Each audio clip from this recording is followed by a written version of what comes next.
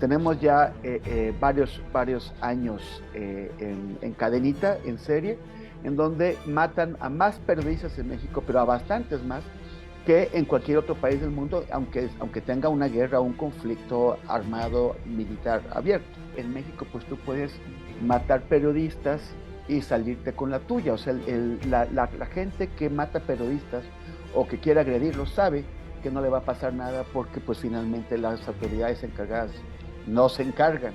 Ciro Gómez Leiva tuvo la enorme suerte de que su empresa le entregó esa camioneta blindada.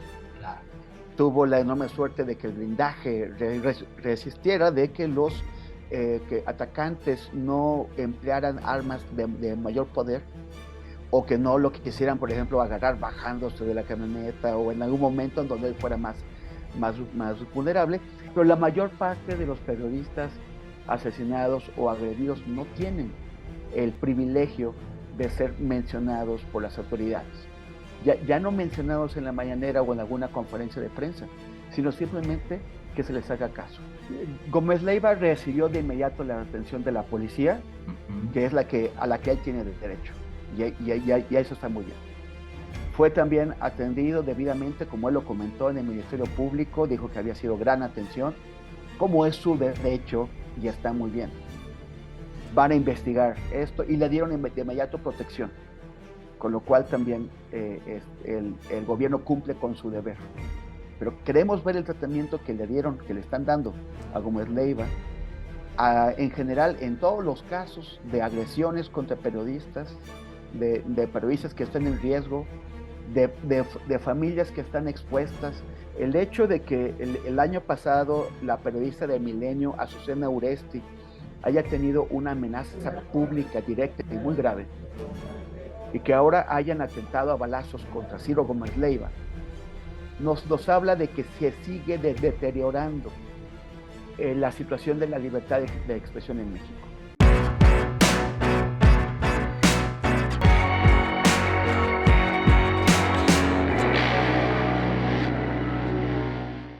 Amigos de Revelaciones, qué gusto saludarles y darles la bienvenida a este espacio en el que contamos en esta ocasión con la presencia de Temoris Greco, periodista, documentalista, politólogo y viajero. Así se describe él mismo en su cuenta de Twitter y para nosotros es un verdadero honor contar con su presencia. Temoris, bienvenido, gracias por aceptar platicar con nosotros estos minutos.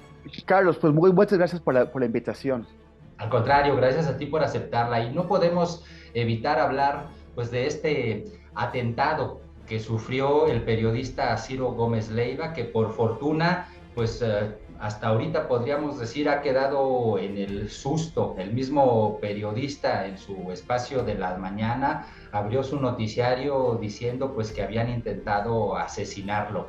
Y vaya que el asunto es preocupante, Temoris, tú dirás si no, sobre todo pues cuando sabemos que México se está colocando o se ha colocado desafortunadamente como uno de los países más peligrosos para ejercer el periodismo.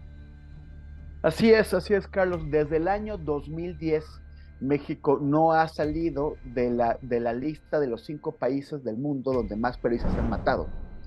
Y lo que es peor, desde el año 2017, solamente en 2 años no ha sido el primer país del mundo donde más han matado periodistas. O sea, tenemos ya varios años en cadenita, en serie, en donde matan a más periodistas en México, pero a bastantes más que en cualquier otro país del mundo, aunque tenga una guerra o un conflicto armado militar abierto.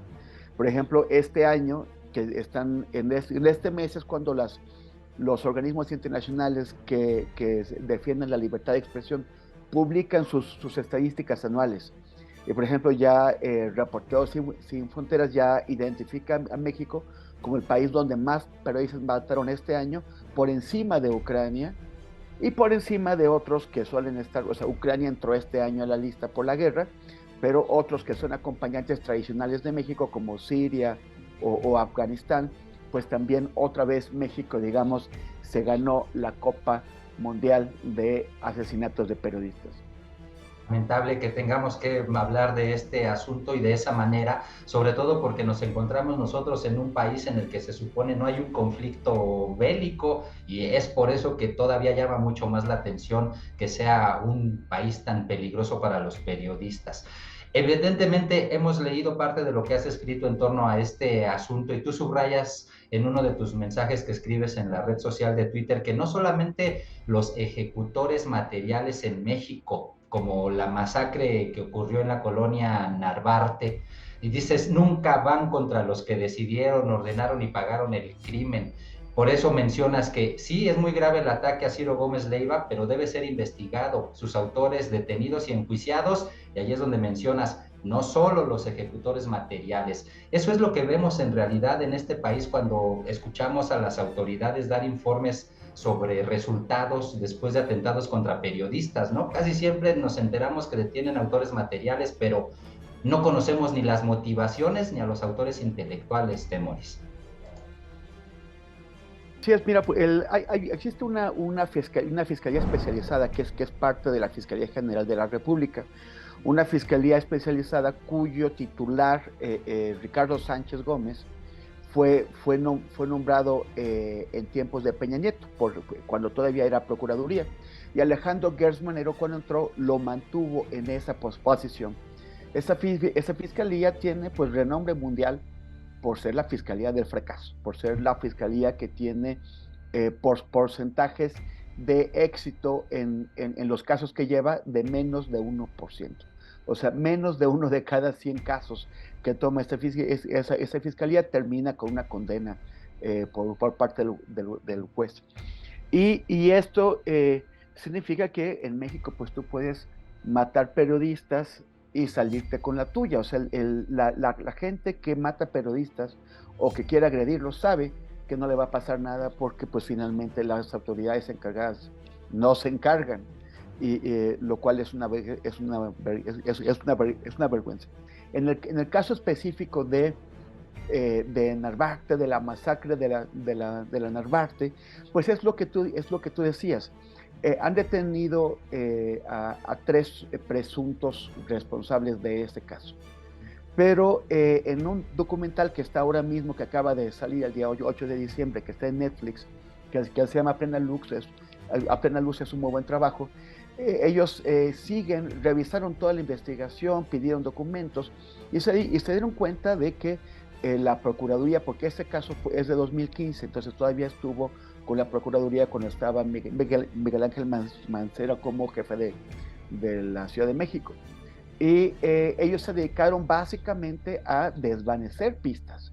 O sea, por ejemplo, pedían las sábanas de llamadas, pedían a las compañías telefónicas qué llamadas se habían hecho ese día, pero intencionalmente equivocaban los números, entonces les daban otros datos.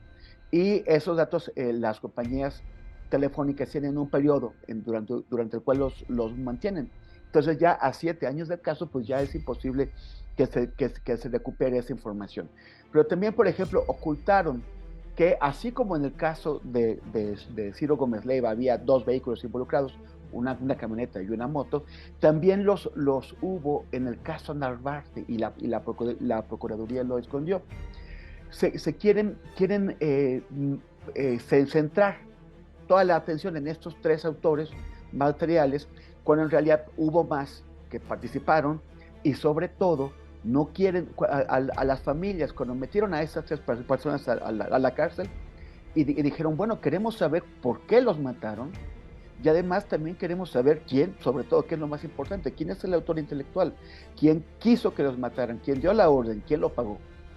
Y les dijeron que ya ellos habían cumplido con su trabajo al detener a esas 3 personas y que pedir saber por qué ya era un lujo. Ya los trataron como si fueran gente que está, niños engolosinados que piden más, ¿no? Entonces, y esto pasa, normalmente los autores materiales no son investigados. A veces son investigados, llegan a proceso, pero ocurren esos errores judiciales, ¿no? Esos errores que cometieron los agentes del Ministerio Público, los fiscales, que hace que los casos se caigan de juicio, así casualmente erróneo.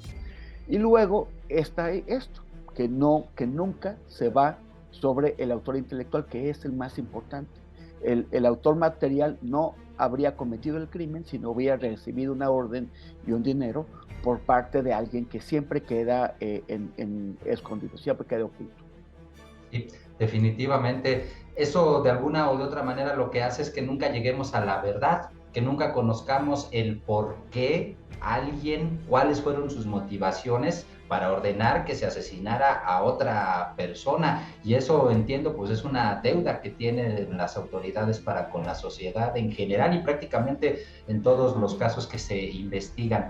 Sin embargo, en este asunto, mi estimado Temoris Greco, ahora que nos enteramos del atentado de Ciro Gómez Leiva, pues prácticamente de inmediato hasta el presidente López Obrador en la mañanera manifestó su respaldo, la propia jefa de gobierno, entiendo, se puso en contacto casi a unos minutos de que había ocurrido el hecho, como lo reveló en la conferencia matutina del día siguiente al atentado, pero aquí me parece de alguna o de otra manera, mi estimado Temoris, y es lo que te quiero preguntar, que este es un guión que vemos en cada ocasión. Quizás la diferencia en este caso podría significar o estar radicada en el personaje del que se trata. ¿Tú también lo ves así para que podamos pensar en que va a haber una acción distinta, tal vez no sé si más eficiente o más eficaz de las autoridades, porque les puede afectar políticamente el asunto? ¿Tú lo ves de esa manera también? Sí, bueno, mira, Ciro Gómez Leiva tuvo la enorme suerte de que su empresa le entregó esa camioneta blindada. Claro. Tuvo la enorme suerte de que el blindaje resistiera, de que los que atacantes no emplearan armas de mayor poder, o que no lo quisieran, por ejemplo, agarrar bajándose de la camioneta o en algún momento en donde él fuera más vulnerable. Pero también quien tuvo la suerte de que no tuvieran éxito los atacantes, pues son quienes han sido sistemáticamente criticados por Ciro Gómez Leiva, porque pues son los sospechosos de primera mano, ¿no? Esos son los que de inmediato tú pensarías en dónde puede estar. O sea, el asesinato de Gómez Leiva se hubiera convertido en un escándalo mayúsculo para el gobierno de la ciudad y para el de la federación. Entonces, y reaccionaron bien. O sea, a mí me parece que tanto Claudia Sheinbaum como Andrés Manuel López Obrador han sido muy claros en que es inaceptable este atentado, en que hay que condenarlo, en que independientemente de las diferencias que tengan con Gómez Leiva, él tiene derecho a ejercer su libertad de expresión, todo lo que quiera, y también fueron rápidos al colocar a las autoridades correspondientes a trabajar para apoyar, para proteger a Gómez Leiva y también para investigar el crimen. Hasta ahí muy bien. El tema es que esto rara vez ocurre. En ese sexenio, como en los sexenios anteriores, como con Peña Nieto, como con Calderón, como con Fox, y podemos seguirnos así. Rara vez vemos este interés, este despliegue de las autoridades para tratar de apoyar a la víctima. Incluso hay casos como, por ejemplo, no sé, el de este año, en que algunas personas, algunos periodistas denunciaron que estaban siendo objetos de espionaje con un programa comprado por el gobierno de la República, comprado en el sexenio anterior, pero del que no sabemos quién tiene el control ahora. Esto debió haber motivado, por ejemplo, al presidente a decir, es muy grave, fueron espiados, se tiene que investigar y tenemos que saber quién tiene el control de ese programa de espionaje y meterlo a la cárcel. Pero lo que hizo fue decir, no tiene nada que ver, son acusaciones infundadas, y se puso a acusar a los periodistas que se quejaron, que denunciaron poniendo su denuncia judicial de conservadores. Entonces a mí me parece que esta no es de ninguna forma la actitud, no es la respuesta que se espera de un jefe de Estado que representa a toda la ciudadanía, a las mujeres y a los hombres de México, y o sea, no solamente a quienes votamos por él. Entonces yo creo que Además, están los muchos casos de periodistas pues, que no son tan visibles, que no tienen este año fue muy grave porque empezó sobre todo en los 4 meses iniciales con una serie de asesinatos, entre ellos el de Lourdes Maldonado, que es una periodista de Baja California, que había ido a la mañanera a denunciar al entonces gobernador Jaime Bonilla como alguien que le estaba persiguiendo y a responsabilizarlo por su posible muerte. Ahí también el presidente se involucró porque ella estado en la mañanera, había pedido protección que no se le dio, fue asesinada y la persona que ella se señaló era una persona del partido del presidente. Entonces también por eso se metió. Pero la mayor parte de los periodistas asesinados o agredidos no tienen el privilegio de ser mencionados por las autoridades. Ya no mencionados en la mañanera o en alguna conferencia de prensa, sino simplemente que se les haga caso. Esto hay una serie de responsables, pero a mí me parece que es necesario insistir en que el principal responsable es la Fiscalía Especializada en la Atención de Delitos contra la Libertad de Prensa, la FEADLE, que es, como decía hace un momento, un ejemplo mundial de fracaso, de negligencia y acaso también de complicidad. Sí, completamente. Vaya, pues tan simple como que no tenemos datos, no tenemos cifras, no tenemos nada que provenga de esa fiscalía, pues lo cual nos habla o de que son muy opacos o de que no están trabajando en realidad. Vaya usted a saber cuál sea la respuesta. Temoris, sobre el asunto de Ciro, el tratamiento que se le está dando al hecho en redes sociales me parece digno de destacar. No sé si lo hayas tú notado ya, pero por un lado hay personas que tratan de recordar lo que ocurrió, por ejemplo, con la senadora Lili Telles, con un atentado que presuntamente tuvo ella, y muchos en redes sociales recuerdan y califican que se trató de un atentado y tratan de vincular el asunto o de relacionarlo con lo que ocurre ahora por parte del atentado en contra de Ciro Gómez Leiva. Eso por un lado.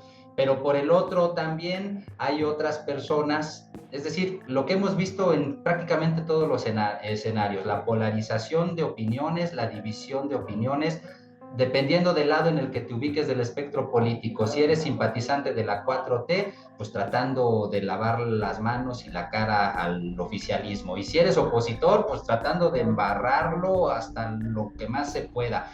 Pero, pues, ¿de qué nos habla este tipo de enfrentamientos en redes sociales, Temoris? Me parece que no es una buena señal o que no habla muy bien de la sociedad mexicana o de los actores políticos. ¿Tú cómo lo calificas? ¿Cómo lo analizas?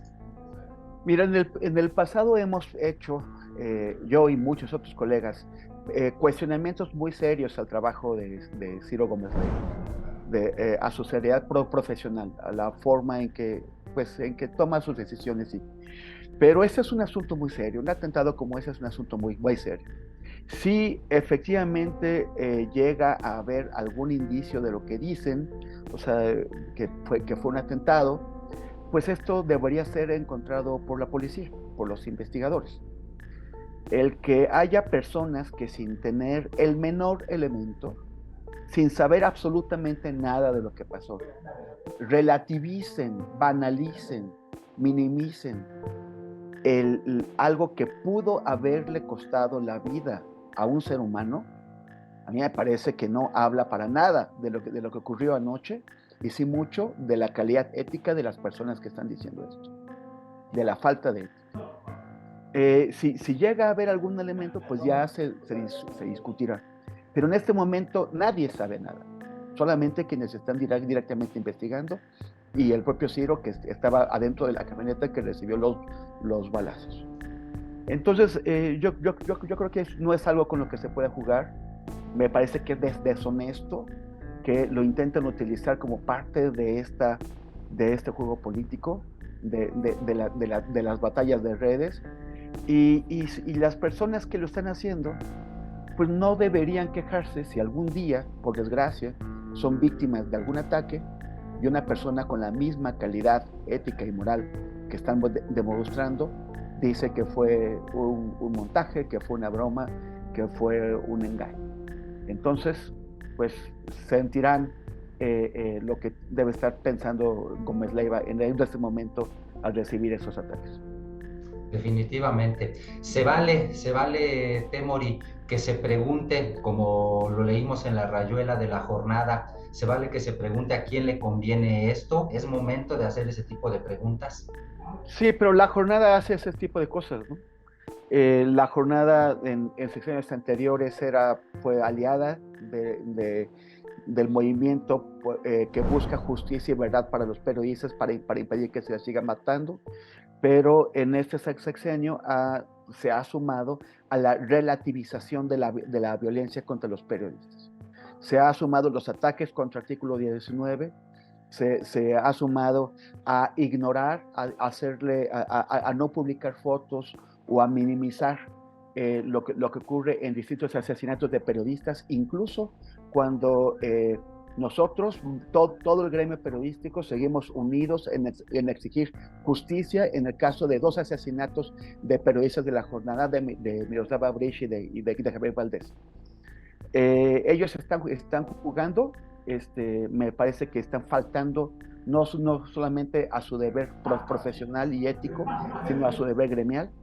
Y si no tienen ningún elemento, no tienen por qué estar haciendo preguntas, nada más como para quitarle peso al asunto, para banalizarlo. Pero es la jornada que hemos estado viendo en ese sexenio, la misma jornada que manipula la información del caso de la huelga que tiene más de 2 años de la agencia Notimex para tratar de defender las tropelías de su directora San Juana Martínez, que siguen con sus funcionarios sin tener actividades, porque no las pueden tener legalmente, porque están en una huelga legal, que no pueden tener actividades, pero se siguen gastando el presupuesto y siguen cobrando sus sueldos, mientras los trabajadores y las trabajadoras de Notimex llevan más de 2 años haciendo campamento en la calle,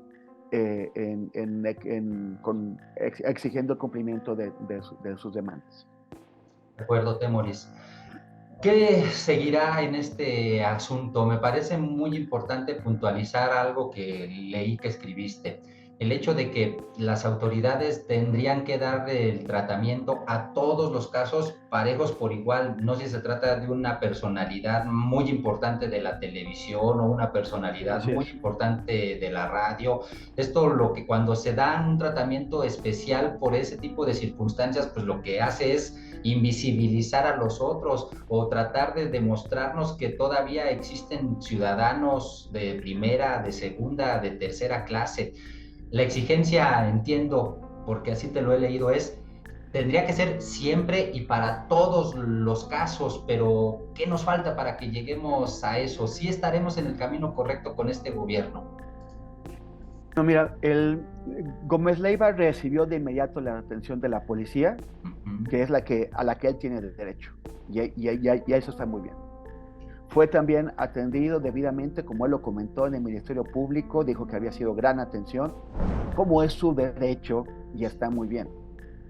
Van a investigar esto y le dieron de inmediato protección, con lo cual también el gobierno cumple con su deber.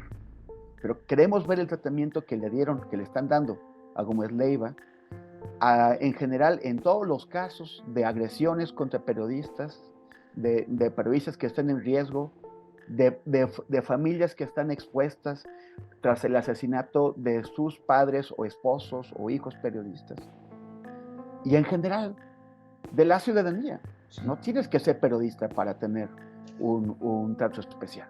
No tienes que ser una figura relevante, una figura, como dijo el presidente hoy, un dirigente de opinión para que te den esta atención. Es la atención a la que merecemos todos, por la cual votamos y la cual pagamos con nuestros impuestos. Y yo efectivamente no quisiera ver el estado de la justicia en México sigue siendo de desastre, como estaba con Peña Nieto, como estaba con Calderón, y el estado de la justicia en relación con la libertad de expresión sigue en estado de desastre, como estaba con Peña Nieto, que de hecho, como decía, son los mismos funcionarios que dejó Peña Nieto los que se encargan de atender este problema. Estimado Temoris Greco, pues prácticamente estamos llegando a la recta final de este espacio. No me resta a mí más que agradecerte que hayas aceptado platicar con nosotros, y si quieres hacer alguna conclusión sobre este tema tan importante, evidentemente, pues adelante, el espacio es tuyo. Sí, bueno, tiene que ver con el asunto de que los agresores de periodistas están elevando la mira.